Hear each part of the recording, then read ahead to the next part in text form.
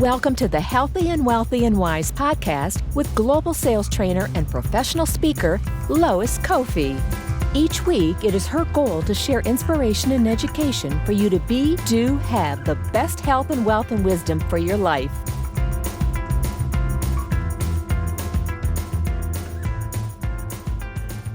Well, hello and welcome back, everyone. This is Lois Kofi with Healthy and Wealthy and Wise Special Edition. As most of you know, I usually do my shows on Friday afternoons, and today we have a really amazing featured guest, and I'm so excited for you guys to maybe have heard of her for the first time, or maybe you already listened to her podcast. Her name is Rachel Hart, and I am actually going to share a little bit of my story and how Rachel really has impacted me, and then I'm going to turn it over to you, Rachel, so you can share your awesome, amazing self. So I actually found Rachel back before COVID in February. It was kind of a poignant time. It was the same month that I lost someone very close to me who had been a lifelong alcohol consumer. And during that time when I heard her podcast, I wanted to better understand, people's relationship with alcohol, including mine. So I actually took part in a 30-day take a break from drinking experience with her, and she'll tell you guys more about that a little bit later. And I was really blown away, really touched. It really kind of cleared some of my own perceptions of alcoholism and even emotional eating, any kind of addiction, sugar addiction. I know that a lot of people have been impacted by COVID and, the quarantine. And I know there's been an increase in weight on a lot of people's waistlines, and there's been an increase in alcohol consumption. And I know Rachel has shared a lot of statistics about that. And today, I'm really excited just to speak to all of you salespeople, entrepreneurs, and give you hope. Have an authentic conversation and share more from Rachel's perspective on something that she teaches called the Think, Feel, Act cycle. And hope that this gives you or someone you care about, if it really, impacts you today, please share this episode. And so without further ado, I'm going to turn it over to you, Rachel. I'm going to share a little bit of your bio here, and then really want you to share more about your story and why you do what you do. So Rachel Hart is a founder and CEO of Take a Break. She's a master certified coach. She's helped thousands and thousands of women and reexamine their relationship with alcohol so that they can unlock their potential. You can listen to her every week on the Take a Break from Drinking podcast, which I already mentioned, or you can also read her book, Why Can't I Drink Like Everyone Else? So, Rachel, I'd love for you to share more of your story and how did you get here and get to do what you do? Yeah, I will just tell you, I'm really excited to be here, in part because I love connecting the dots between alcohol and things that feel totally unexpected for people. So a lot of people wouldn't think like, well, what does looking at my relationship with alcohol have to do with sales? But you and I have been talking about this. There's such an important connection here. And that's what I think I really want to kind of open up people's eyes to see that and understand that, the sense that we treat over drinking and the overconsumption of alcohol as if it's this kind of thing unto itself. And we silo it off from understanding how it is connected to so many other parts of our life, including our relationship with our emotions, our mindset, and how we understand why we do or don't do the things that we do in the world. So that's really my story. I started drinking when I went to college. I was 17. I immediately was like, this is amazing. This is the solution to all of my social anxiety, all of my awkwardness. And it was a very social thing for me, in the sense that I couldn't really imagine a weekend or socializing or going out with people without alcohol being front and center, because I just learned very quickly that's how I would deal with my insecurities. That's how I would feel more confident. And even though I, at the time, would have said like, I love drinking, alcohol is amazing, it's so much fun, there was a part of me that knew and struggled with the fact that like, I wish I didn't need it in the ways that I do. I wish that I could just go out and meet new people and feel totally at ease. and totally comfortable. I wish that I didn't have this kind of fixation on like, okay, so like when do we get the drink? When does the fun begin? Because certainly I knew how to have fun in my life before I started drinking, but you introduce something like alcohol and your brain's like, this is a really easy way to consume fun and we don't have to do much work.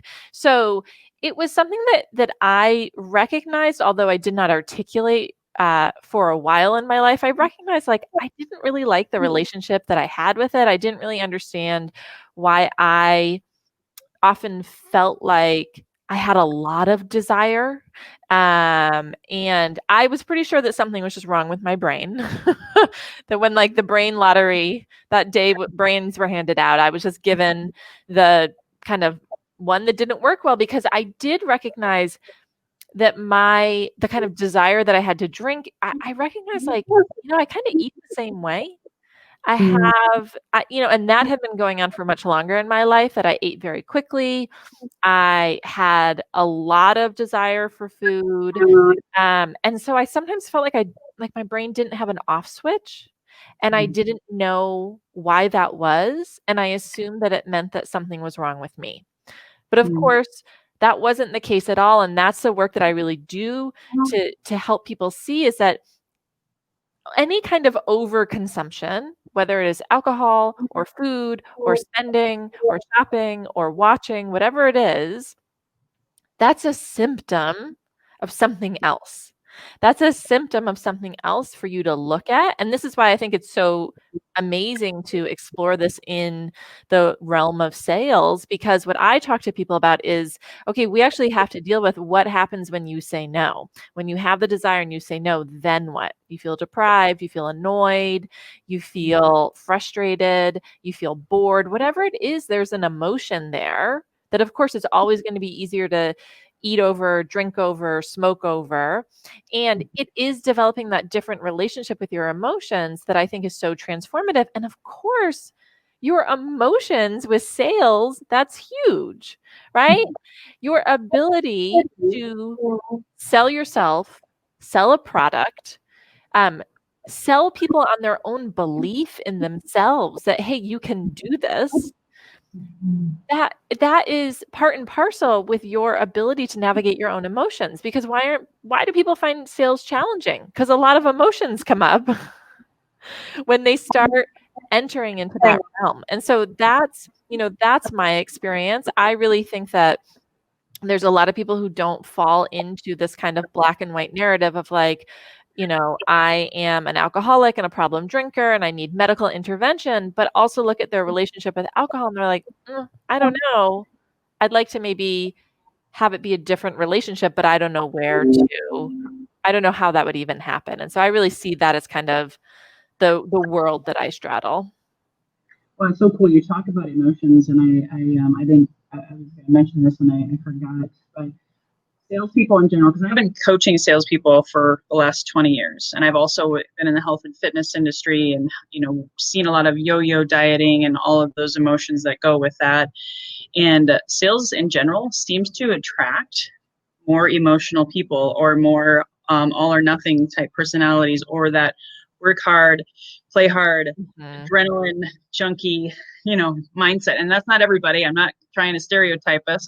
I'm that person, type A, recovering overachiever, all that kind of stuff, going to muscle my way through, and I'm going to, it's going to happen. I'm going to make it happen. And then at the end of the day, you're exhausted and you reach for a drink or a bagel or whatever, food or Netflix, to just kind of bring yourself down. So I'd love it if you could share more, whether it's through testimonials that you've worked with salespeople, just how do salespeople create that balance of emotions and be healthy?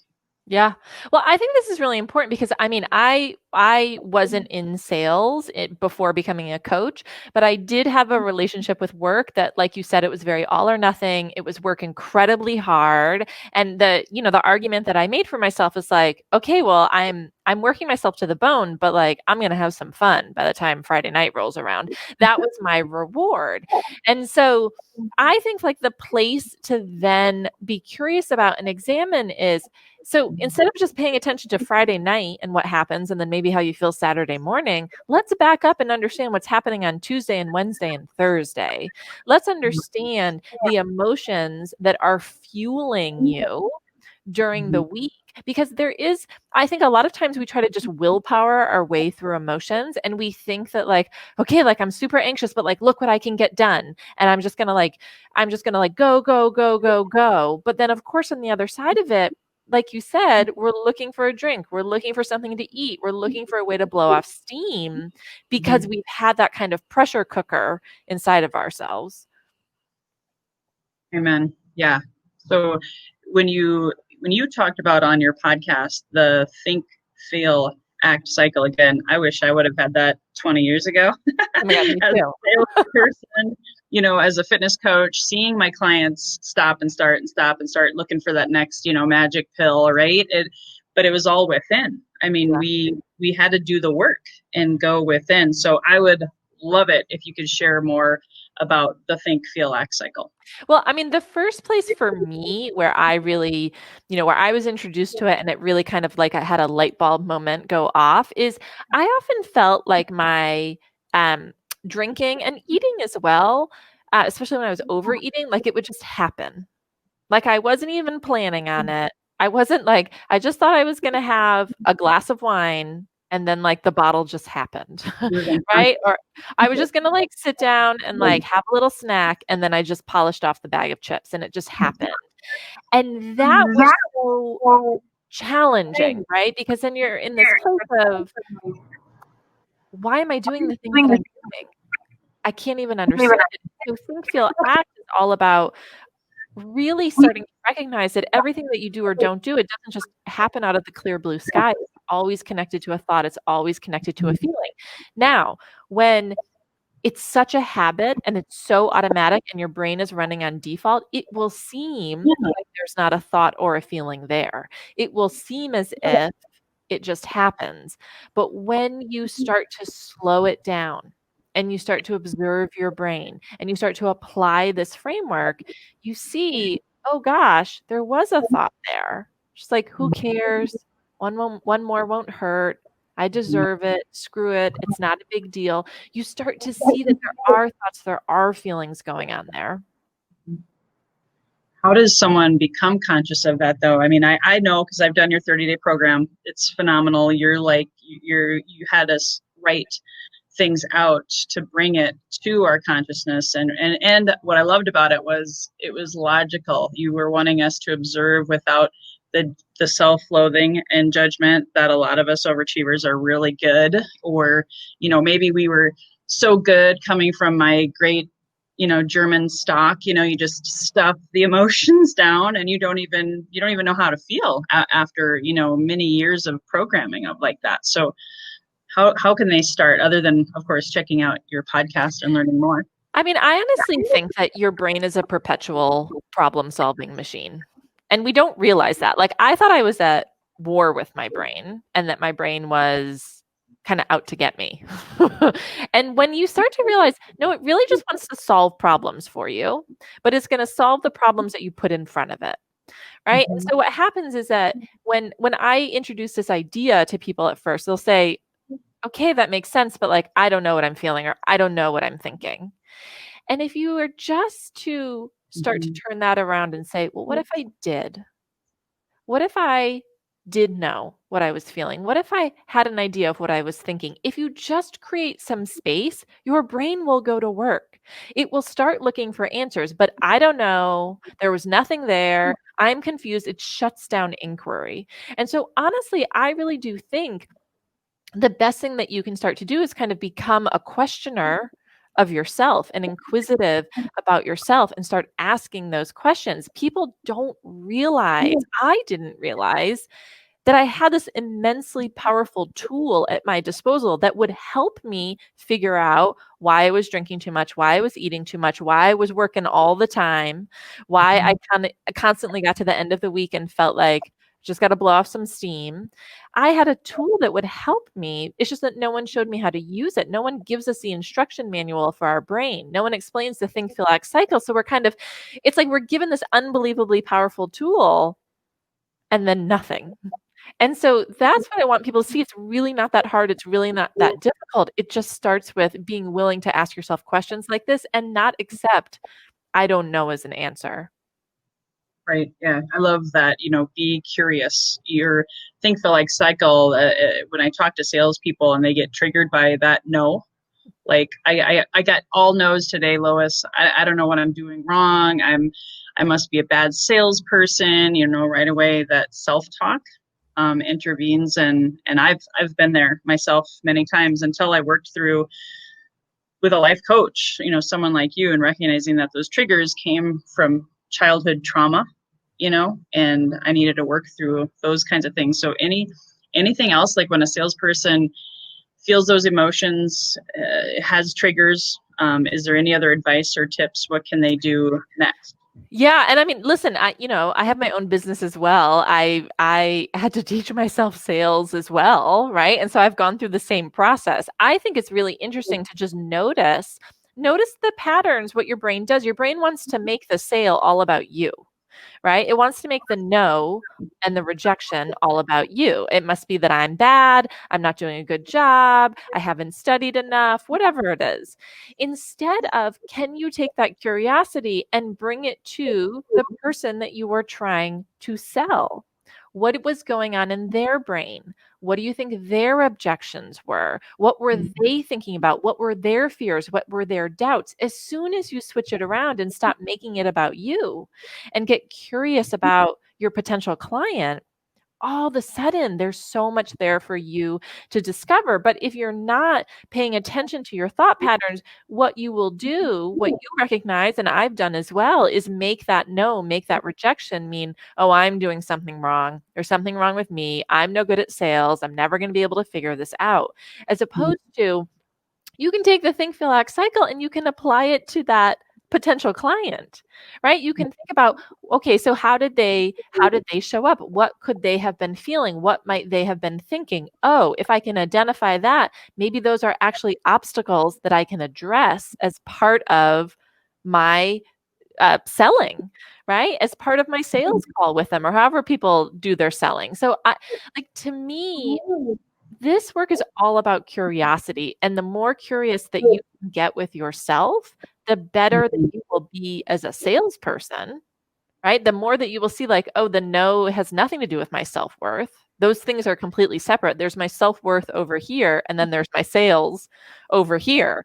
And they have nothing to do with each other. But that curiosity is how you also get curious about, hey, why did I drink the whole bottle? Why did I polish off, an entire pint of Ben and Jerry's? Why do I end my weeks and go totally overboard and then always say, I just got to reset on Monday morning? That curiosity that will help you change the habit and help you start to show up differently around your desire is the exact same skill that you can bring to being a business person and being an entrepreneur. That's why I think I was telling someone yesterday, sometimes we think when we overdrink or we overeat or we have these bad habits, right? We have these bad habits and we think we're kind of saddled with them. And it's like, oh, why do I have to deal with this? Why is this my problem? And what I was saying to her, I was like, it's amazing. It's amazing to have to do this work because you would then have to learn about your brain. You then have to really build the muscle of curiosity. You have the opportunity to apply this framework, think, feel, act, to everything in your life. And it becomes then, like for me, I think learning why I had so much desire around alcohol and how it really had nothing to do with alcohol. It had to do with the feeling that I was after and not knowing how to create that feeling for myself. That was a stepping stone for me to become an entrepreneur. That was a stepping stone for me to have a podcast and write a book and create the life that I have right now, because it totally transformed my relationship with myself. Powerful. That's awesome. I want to tell people too, I didn't mention this at the beginning. Rachel's been gracious to share time with us. We were only going to be on here for 30 minutes, guys. So if you have any questions and you're just joining us again, this is Rachel Hart of Take a Break from Drinking podcast and Take a Break. So if you have any questions specific about think, feel, act, cycle, anything along those lines, otherwise we're just going to keep on going. So I'll look for your comments in the chat. One thing you talked about in the brain, and before I listened to your podcast, as having a background in fitness and nutrition and studying neurotransmitters, like dopamine and serotonin and all of these things, that sugar, 8 times more addictive than cocaine. When I was a kid, I couldn't get enough of it, right? And I just believed stories that I was told was, well, you're just a sugar addict, and I was like, oh my God, that word addiction, do I have a problem? It scared me, because I knew a lot of alcoholics and people who, consumed a lot of that, and then working with clients who struggled with sugar addiction well into their adult years.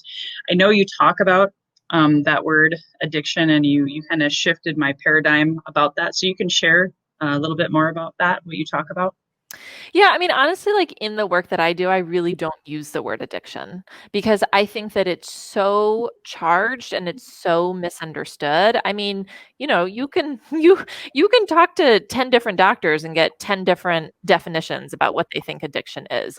The fact of the matter is that we all have a brain that evolved to prioritize rewards in the environment, right? Every human has that brain. Rewards and prioritizing rewards helped humans learn how to survive.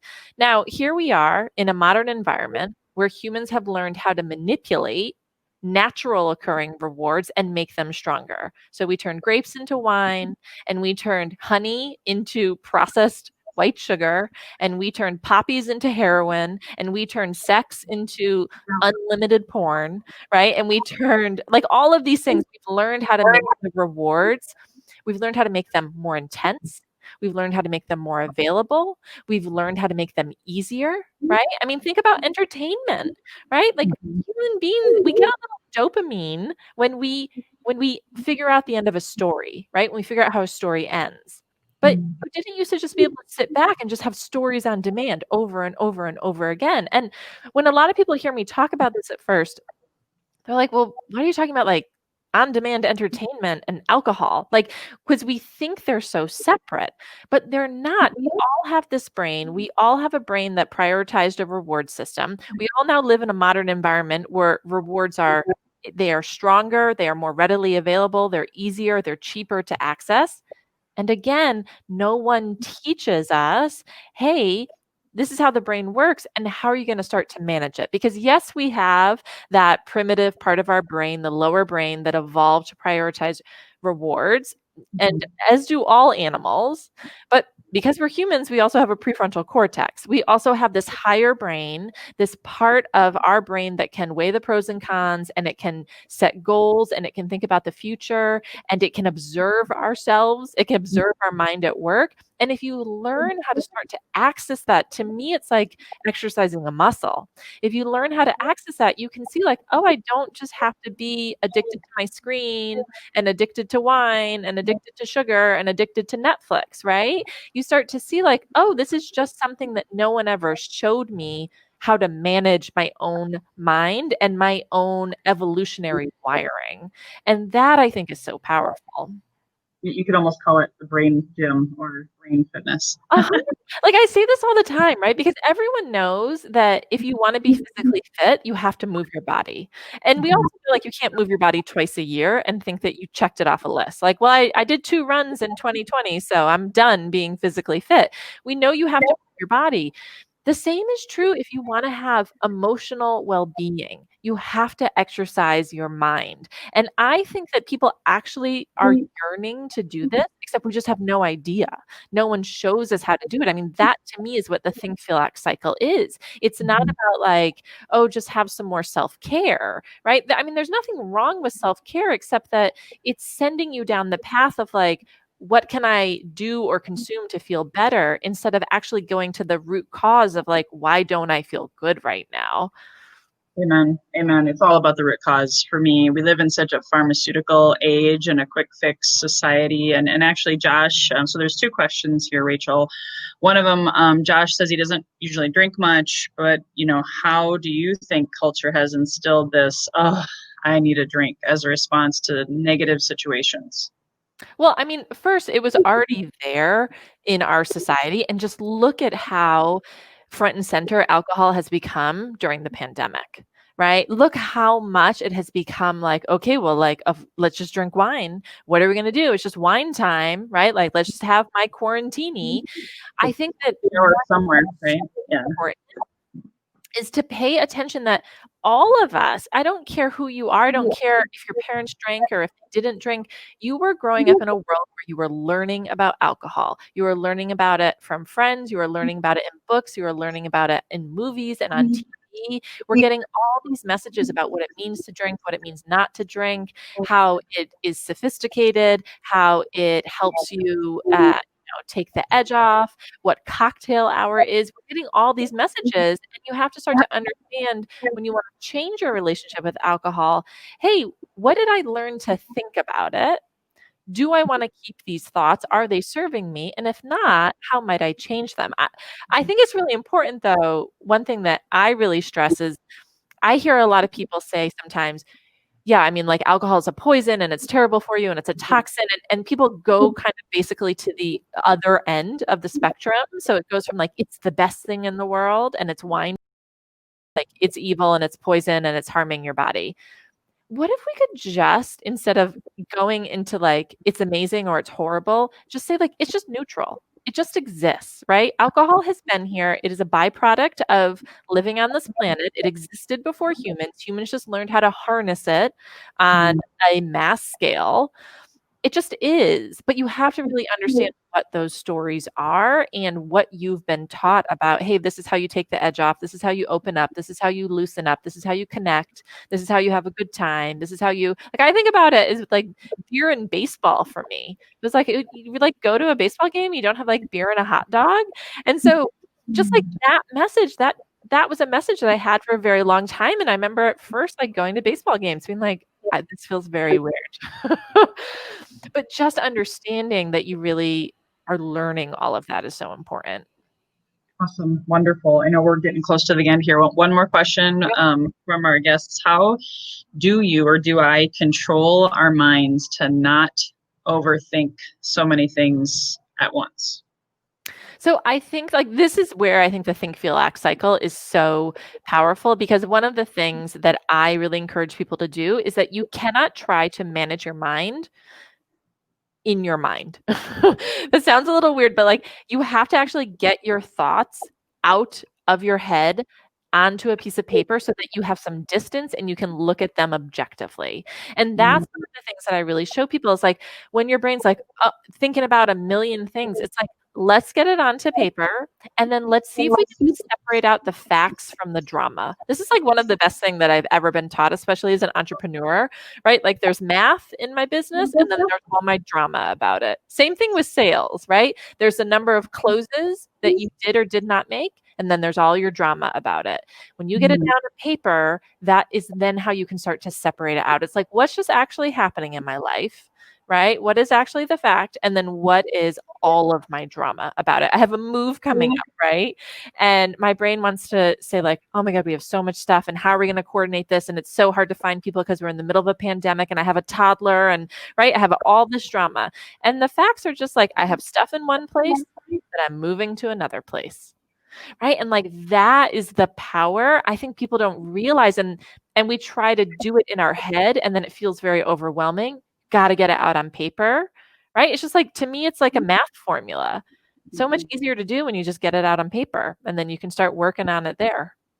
Yeah, and doesn't it like when you write and you're talking about actual old school fashioned journaling or writing on paper, right? You wouldn't want people to just type because then they're back on the device again. There's a different part of the brain, right? To me, that's like better than not getting it out of your head at all. Honestly, one of the biggest hurdles with my clients is they hear me say this over and over again. And they're like, yeah, I get it. Think, feel, act. And they just try to do it in their head over and over again. If you're going to do it on your device, I mean, I do it sometimes like sending a text to myself when I'm out.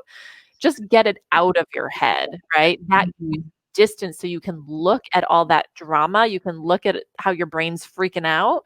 You can look at it from more of the observer perspective rather than kind of being in it, being in the story.